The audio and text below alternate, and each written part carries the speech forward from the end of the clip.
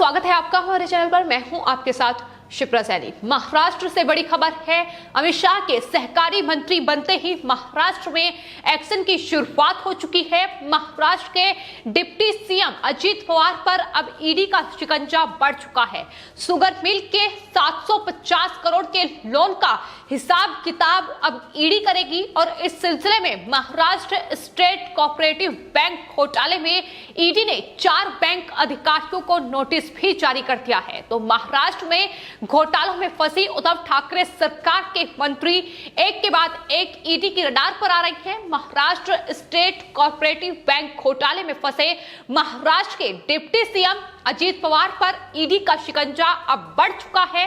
दरअसल हाल ही में अजीत पवार और उनकी पत्नी सुनैना पवार से जुड़ी एक शुगर मिल को ईडी ने जब्त किया था और अब शुगर मिल को लोन दिए गए 750 करोड़ रुपए की जांच शुरू हो चुकी है। आपको बता दें, महाराष्ट्र स्टेट कोऑपरेटिव बैंक घोटाले में 4 सहकारी बैंक के पदाधिकारियों को नोटिस जारी किया गया है, जिसमें सहकारी बैंक पुणे जिला सहकारी बैंक, सिंधुदुर्ग जिला सहकारी बैंक और रत्नागिरी जिला सहकारी बैंक का नाम शामिल है। बताया यह जा रहा है कि शुगर फैक्ट्री को जो लोन दिया गया था, जो कि चीनी मिलें जब्त की गई हैं अजीत पवार की, वो इन्हीं कोऑपरेटिव बैंक के द्वारा लोन दिया गया था, जिसकी जांच अब ईडी कर रही है। चीनी मिलों को दिए गए फर्जी कर्ज और फिर चीनी मिलों की नीलामी के सिलसिले में इन बैंक के पदाधिकारियों को तलब किया गया है। और आपको बता दें, जिन 4 सहकारी बैंक को ईडी ने नोटिस जारी किया है, उनमें से जो पुणे जिला सहकारी बैंक है, उसके डायरेक्टर डिप्टी सीएम जो है महाराष्ट्र के अजीत पवार, वो रह चुके हैं और बैंक ने पवार के एक रिश्तेदार द्वारा चलाई जा रही जंदेश्वर चीनी मिल को लोन दिया था, जिसे हाल ही में ईडी ने जब्त किया है। तो जाहिर तौर पर ये लगातार घोटाले हैं सहकारिता क्षेत्र में जो महाराष्ट्र में सामने आ रही हैं। फिलहाल ईडी ने, आपको बता दें, 1 जुलाई को महाराष्ट्र स्टेट कोऑपरेटिव बैंक घोटाले में जंदेश्वर चीनी मिल को कुर्क किया था, जिसकी जांच एजेंसी के द्वारा फिलहाल की जा रही है। और बताया यह जा रहा है कि यह मिल कथित तौर पर महाराष्ट्र के उप मुख्यमंत्री अजीत पवार के एक रिश्तेदार के द्वारा चलाया जा रहा था। और इस सिलसिले में ईडी ने अब ये बड़ी कार्रवाई की है। महाराष्ट्र के 4 सहकारी बैंक के पदाधिकारियों को ये नोटिस भेजा गया है। जो ईडी ने हाल ही में कार्रवाई की थी, आपको बता दें, उसमें अजीत पवार जो कि एनसीपी चीफ शरद पवार के भतीजे हैं, उनकी परिवार की 65 करोड़ 75 लाख रुपए की संपत्ति को जब्त किया गया था। इस संपत्ति में वो चीनी मिल भी शामिल था और साथ ही आपको बता दें, बिल्डिंग, मशीनें और प्लॉट को भी कुर्क किया गया था। ये उनकी पत्नी की कोरेगांव के चिवनगांव में जो चीनी मिल है, उस पर बड़ी कार्रवाई ईडी ने की थी। आपको बता दें, ईडी ने इसके बाद बयान भी जारी किया था, जिसमें उन्होंने कहा था कि जो भी संपत्ति उन्होंने जब्त की है वो मेसर्स गुरु कमोडिटी सर्विस प्राइवेट लिमिटेड के नाम पर है। साथ ही ईडी ने यह जानकारी भी दी थी कि इस संपत्ति को मेसर्स जंदेश्वर सहकारी शुगर मिल को लीज पर दिया गया था। ईडी का कहना है कि शुगर मिल की ज्यादातर हिस्सेदारी मेसर्स स्पार्कलिंग सॉइस प्राइवेट लिमिटेड के पास है।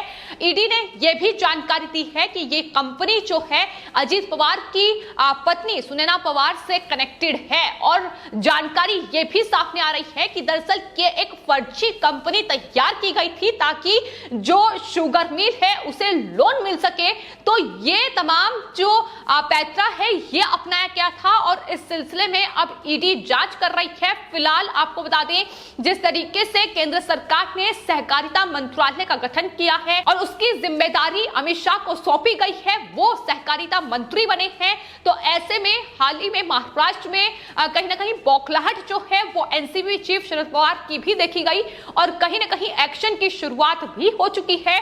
जिस तरीके से केंद्र सरकार की ओर से यह साफ तौर पर कहा गया है कि कुछ राज्य ऐसे हैं जहां सहकारी बैंक पर जो राजनीतिक लोग हैं उनका कब्जा है, राजनीतिक वर्चस्व है। तो ऐसे में बड़े बड़े घोटाले भी किए गए हैं, उन तमाम चीजों की देखरेख ही सहकारिता मंत्रालय के अंतर्गत की जाएगी और महाराष्ट्र में लगातार इस तरीके के घोटाले सामने आते रहे हैं। अगर बात अजीत पवार के इस शुगर मिल की जाए जिसे ईडी ने कुर्क किया है, उस पूरे मामले में महाराष्ट्र कोऑपरेटिव बैंक घोटाले में मुंबई पुलिस की आर्थिक अपराध शाखा ने 2010 में एक एफआईआर दर्ज की थी। इस आधार पर ही अब ईडी ने मनी लॉन्ड्रिंग का केस दर्ज किया है और फिलहाल जांच की जा रही है। हालांकि 2010 में जो एफआईआर दर्ज की गई थी उसके बाद आपको बता दें 2019 में जो ईडी ने केस दर्ज किया था उसमें शरद पवार का नाम भी शामिल था, लेकिन ईडी ने जो तमाम जानकारी दी है उसमें कहा है कि 2010 में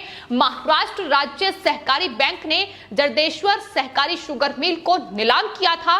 ईडी का यह आरोप है कि इसकी कीमत जानबूझकर कम की गई थी। तो जैसा कि ये जानकारी निकलकर सामने आई है कि दरअसल अजीत पवार महाराष्ट्र के डिप्टी सीएम महाराष्ट्र राज्य सहकारी बैंक के बोर्ड ऑफ डायरेक्टर्स में शामिल थे उस वक्त, और ये खबर सामने आई है कि उस वक्त जरदेश्वर एसएसके को 100 करोड़ रुपए का लोन उनकी तरफ से जारी किया गया था और उसके ही कुछ साल बाद पुणे जिला सहकारी बैंक और दूसरे बैंक के जरिए इस शुगर मिल को अतिरिक्त 650 करोड़ रुपए की जो राशि है वो लोन के तौर पर जारी की गई थी।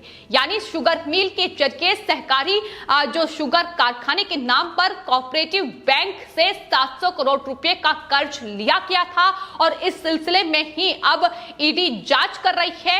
ये पूरा मामला दरअसल तब सामने आया था जब 4 याचिकाकर्ताओं द्वारा बॉम्बे हाईकोर्ट में एक जनहित याचिका दायर की गई थी, जिसके बाद महाराष्ट्र राज्य सहकारी घोटाला सामने आया और याचिकाकर्ताओं का यह साफ तौर पर आरोप था कि अलग अलग चीनी मिलों ने करोड़ों का कर्ज नहीं चुकाया है, जिसके बाद बैंकों ने मिलों को कुर्क कर उनकी नीलामी कर दी है और नीलामी प्रक्रिया में मिलों को अलग अलग पदाधिकारियों को बेचा गया है, जिसमें कुछ बड़े राजनेता भी शामिल हैं और उसमें अजीत पवार का नाम सामने आया था।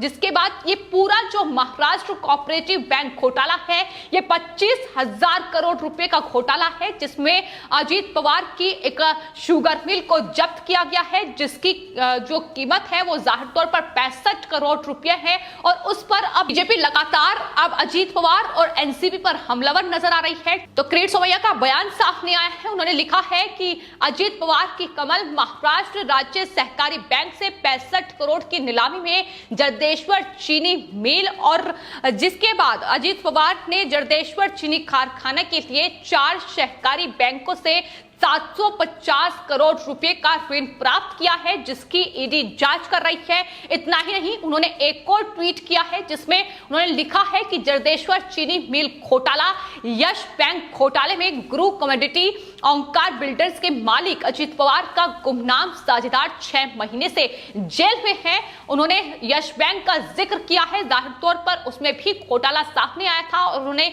दावा किया है कि वो अजीत पवार के करीबी हैं। तो लगातार किरीट सोमैया महाराष्ट्र में जो उद्धव ठाकरे सरकार और उनके मंत्रियों के घोटाले और भ्रष्टाचार का पर्दाफाश कर रहे हैं। एक बार फिर से महाराष्ट्र में अजीत पवार पर निशाना साधा है, लेकिन जिस तरीके से ये घोटाले सामने आ रहे हैं और इतना बड़े घोटाले को अंजाम दिया गया है, हालांकि इसमें ना सिर्फ अजीत पवार हैं बल्कि शरद पवार का नाम भी जुड़ चुका है। तो ऐसे में एनसीपी के लिए ये घोटाला अब मुसीबत का सबब बन चुका है और पिछले कुछ दिनों से ईडी का एक्शन इस पूरे मामले में तेज होता नजर आ रहा है, क्योंकि महाराष्ट्र कोऑपरेटिव बैंक में 25,000 करोड़ का यह घोटाला, लेकिन उसके बाद अब ईडी का एक्शन जो कि 750 करोड़ रुपए लोन लिए गए हैं अलग अलग सहकारी बैंकों से और किस तरीके से कहां से कितना लोन लिया गया है यही जांच ईडी कर रही है। उसका ही हिसाब किताब अब ईडी करेगी, जो कि जाहिर तौर पर उद्धव ठाकरे सरकार और एनसीपी प्रमुख शरद पवार के लिए बेहद मुश्किल राह अब महाराष्ट्र में हो चुकी है। लगातार एक के बाद एक भ्रष्टाचार सामने आ रहे हैं, लेकिन जिस तरीके से केंद्र सरकार ने सहकारिता मंत्रालय का गठन किया है और अमित शाह को सहकारी मंत्री बनाया गया है, तो ऐसे में तमाम वो राज्य जहां सहकारी बैंक में बड़े घोटाले इन राजनेताओं की ओर से किए गए हैं, अपनी सरकार पे इन तमाम नेताओं ने सरकारी बैंकों पर अपना वर्चस्व दिखाया है। अब कहीं ना कहीं उनके हिसाब किताब का वक्त आ चुका है और कार्रवाई महाराष्ट्र में शुरू हो चुकी है। जिस तरीके से अजीत पवार के इस अब घोटाले पर ईडी की नजर है और जाहिर तौर पर यह लोन आखिर किस बैंक से कितना लोन लिया गया और किस तरीके से ये जो चीनी मिल में ये जब्त किए गए हैं, कुर्क किए गए हैं, इनकी भी छानबीन लगातार की जा रही है। और ऐसे सिर्फ एक मिल नहीं है, बल्कि आपको बता दें कई ऐसे चीनी मिल बताए जा रहे हैं जिन पर शरद पवार और साथ ही उनके भतीजे अजीत पवार ने कब्जा किया है। तो ये तमाम चीजें हैं, ये तमाम घोटाले हैं जिनका पर्दाफाश लगातार महाराष्ट्र में हो रहा है और आने वाले वक्त में अजीत पवार की मुश्किलें और ज्यादा बढ़ सकती हैं। फिलहाल आपके इस पूरे मामले पर क्या राय है, हमें कमेंट बॉक्स में जरूर लिखें और चैनल को सब्सक्राइब करें। धन्यवाद।